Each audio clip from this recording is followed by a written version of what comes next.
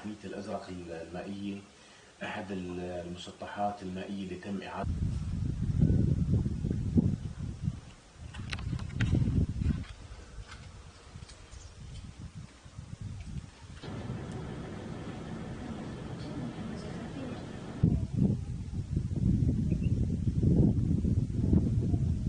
هاي الموقع طبعا يمثل نمط المناطق الرطبة، أدرجت ضمن اتفاقية رامسار الدولية للأراضي الرطبة.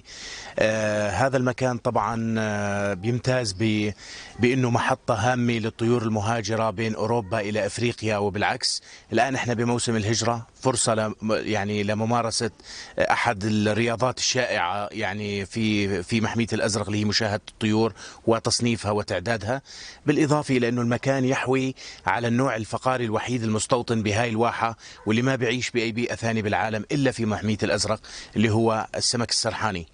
بالإضافة إلى أنه المحمية الأزرق خلال فترة أيضا وقوعها ضمن مسارات هجرة الطيور على مستوى المملكة الأردنية الهاشمية أو على مستوى العالم، يعني أعطاها ميزة إضافية باستقبالها تتزين يعني بأعداد الطيور الكبيرة اللي بتجيها خلال فترة الهجرة، واللي من خلالها بيستمتع الزائر لمحمية الأزرق بالاستمتاع بألوان ومناظر هذه الطيور خلال فترة الهجرة. بالإضافة إلى أنه إحنا في محمية الأزرق يعني بزورنا العديد من الزوار من مختلف الجنسيات، ويعني بكافة فئاتهم، الأردني والمقيم والأجنبي، ويقدر يعني أعداد الزوار